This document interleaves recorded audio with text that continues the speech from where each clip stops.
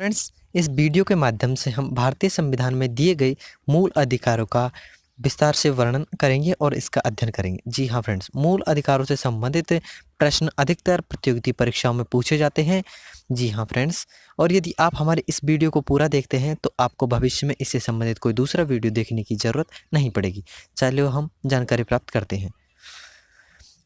भारत के संविधान के भाग 3। जी हाँ फ्रेंड्स, भारतीय संविधान के भाग 3 के अनुच्छेद 12 से 35 तक नागरिकों के मूल अधिकारों का उल्लेख किया गया है। हाँ जी फ्रेंड्स, वर्तमान में भारतीय संविधान में 6 मूल अधिकार दिए गए हैं। जी हाँ फ्रेंड्स, वर्तमान में 6 मूल अधिकार दिए गए हैं और मूल भारतीय संविधान में 7 मूल अधिकार थे, जिनमें से संपत्ति के अधिकार को 44वें संविधान संशोधन के द्वारा समाप्त कर दिया गया है। उस समय इंदिरा गांधी जी हमारे देश की प्रधानमंत्री थी। अब संपत्ति का अधिकार एक कानूनी अधिकार रह गया है, जिसका उल्लेख भारतीय संविधान के अनुच्छेद 300A में किया गया है। भारतीय नागरिकों को प्राप्त प्रमुख मूल अधिकार हैं ये। नंबर 1 सबसे पहले आ जाता है समानता का अधिकार। जी हाँ फ्रेंड्स, हम सबसे पहले जानकारी प्राप्त करते हैं समानता के अधिकार से संबंधित।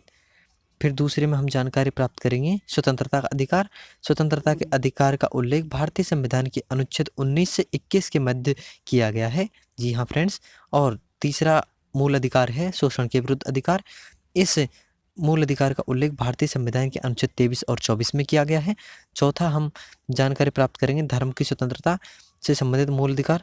इस मूल अधिकार का उल्लेख भारतीय संविधान के अनुच्छेद 25 से 28 के मध्य किया गया है।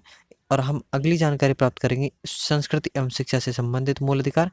इस मूल अधिकार का उल्लेख भारतीय संविधान के अनुच्छेद 29 से 30 के मध्य किया गया है। और अगला मूल अधिकार हम पढ़ेंगे संवैधानिक उपचारों का अधिकार, जिसका उल्लेख भारतीय संविधान के अनुच्छेद 32 में किया गया है। जी हाँ फ्रेंड्स, अब हम सबसे पहले जानकारी प्राप्त करते हैं समानता के अधिकार की। जी हाँ फ्रेंड्स, सबसे पहले हम जानकारी प्राप्त करते हैं समानता के अधिकार की। समानता के अधिकार का उल्लेख भारतीय संविधान के अनुच्छेद 14 से 18 के मध्य किया गया है। जी हाँ फ्रेंड्स, अनुच्छेद 14 से संबंधित महत्वपूर्ण जानकारी।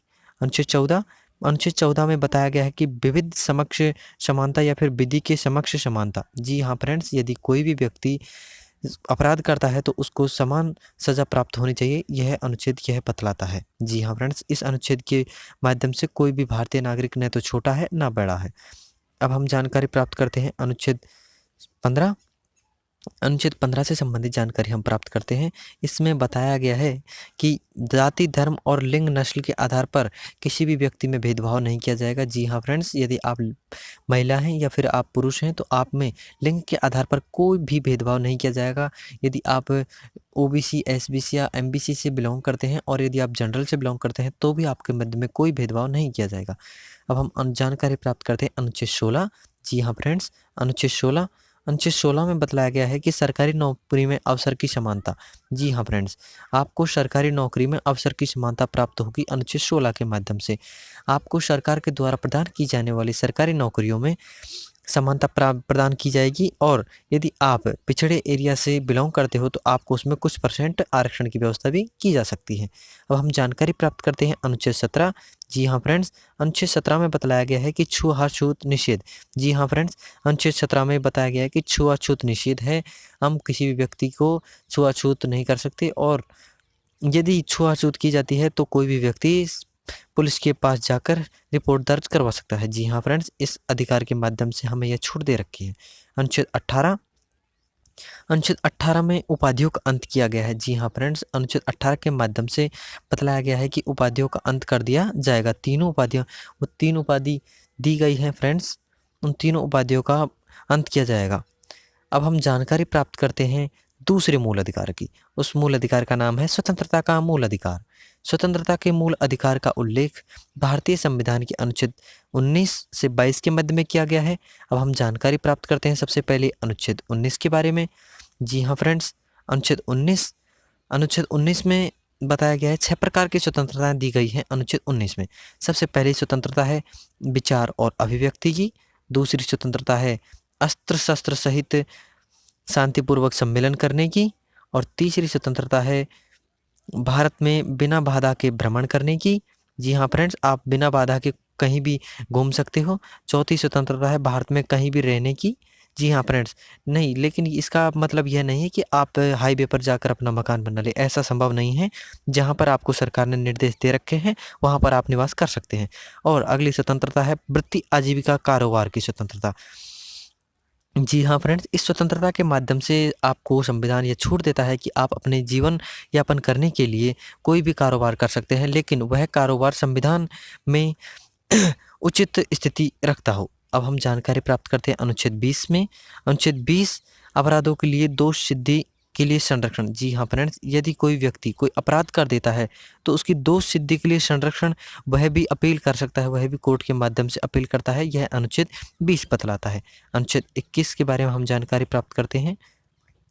अनुच्छेद 21 के बारे में हम जानकारी प्राप्त करते हैं। व्यक्तिगत जीवन की स्वतंत्रता के संरक्षण के बारे में जानकारी अनुच्छेद 21 के बारे में बतलाई गई है। जी हाँ फ्रेंड्स, अनुच्छेद 22 में बंदियों का संरक्षण। जी हाँ फ्रेंड्स, बंदी जो कैदी होते हैं उनके संरक्षण के बारे में जानकारी अनुच्छेद 22 में बतलाई गई है। जी हाँ फ्रेंड्स, अब हम जानकारी प्राप्त करते हैं तीसरे मूल अधिकार की, जिसका नाम है शोषण के विरुद्ध मूल अधिकार। जी हाँ फ्रेंड्स, शोषण के विरुद्ध मूल अधिकार तीसरा मूल अधिकार है। अब हम इसकी जानकारी प्राप्त करते हैं। इसका उल्लेख भारतीय संविधान के अनुच्छेद 23 और अनुच्छेद 24 में किया गया है। अनुच्छेद 23 में बतलाया गया है कि मानव के क्रय विक्रय और बेगार प्रथा पर रोक लगाई गई है। जी हाँ फ्रेंड्स, इस अनुच्छेद के माध्यम से बताया गया है कि कोई भी व्यक्ति किसी भी व्यक्ति का व्यापार नहीं कर सकता और कोई भी व्यक्ति किसी भी व्यक्ति से बेगार प्रथा भी नहीं करवा सकता। अब हम जानकारी प्राप्त करते हैं अनुच्छेद 24 के माध्यम से।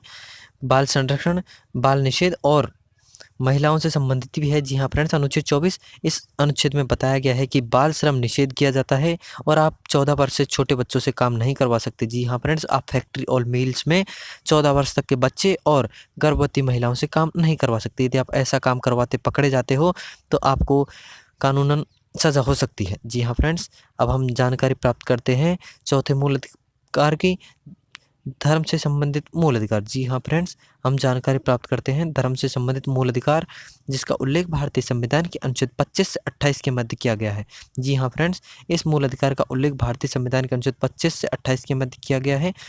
अब हम जानकारी प्राप्त करते हैं अनुच्छेद 25 की। जी हाँ फ्रेंड्स, इस अनुच्छेद के अनुसार अंतःकरण की स्वतंत्रता तथा कोई भी व्यक्ति किसी भी प्रकार के धर्म का अनुसरण कर सकता है, वह किसी भी धर्म को अपना सकता है और वह किसी भी धर्म का प्रचार प्रसार संवैधानिक तरीके से कर सकता है। जी हाँ फ्रेंड्स, इस अनुच्छेद में यह बतलाया गया है, लेकिन इसका मतलब यह नहीं है कि कोई भी व्यक्ति धर्म का सहारा लेकर बुरे काम करे और धार्मिक संस्था में बिना किसी भेद के प्रवेश, पूजा और अर्चना का अधिकार भी दिया गया है।